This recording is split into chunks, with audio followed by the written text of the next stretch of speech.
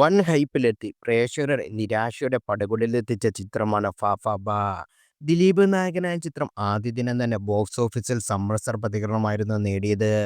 Christmas അവധി പോലും മുതലെടുക്കാനാകാതെ ആദ്യ വീക്കെൻഡിൽ തന്നെ ചിത്രത്തെ പ്രേക്ഷകർ കൈയടിഞ്ഞിരുന്നു.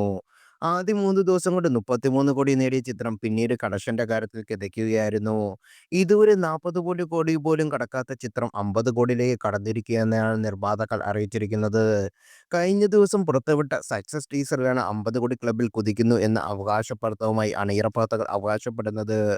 ടീസറിന് താഴെ 50 കോടി നേട്ടത്തെ കളിയാക്കിക്കൊണ്ട് നിരവധി കമന്റുകൾ എത്തുന്നുണ്ട്. തള്ളി തള്ളി 50 കോടി ആക്കിയല്ലേ, ആൾക്കാർ ഇടിച്ചു കയറുന്നതുകൊണ്ട് എല്ലാ തിയേറ്ററിനും 2 ഷോയായി കുറച്ചു. സാധാരണയായി സിനിമ കണ്ടവരാണ് അഴിഞ്ഞാട്ടം എന്നൊക്കെ പറയാറ്.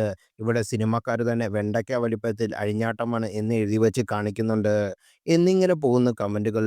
ലോജിക്കില്ല, മാഡ്നസ് മാത്രമേ ഉള്ളൂ. മുൻകൂർ ജാമ്യത്തോടാണ് ചിത്രം ആരംഭിക്കുന്നത്. എന്നാൽ സ്പോർട്സ് ജോണറിൽ ഒരുങ്ങിയ ചിത്രം ഒരിടത്ത് പോലും പ്രേക്ഷകരെ എൻജോയ് ചെയ്യിപ്പിക്കുന്നില്ലെന്നാണ് പലരും അഭിപ്രായപ്പെടുന്നത്. ക്രിസ്മസ് വെക്കേഷൻ സീസണിൽ ബുക്ക് മൈ ഷോയിൽ ഹരിത വിപ്ലവം തീർക്കാൻ ഫാഫാഫ പരിശ്രമിക്കുന്നുണ്ട്. എന്നാൽ അത് പരാജയമായി.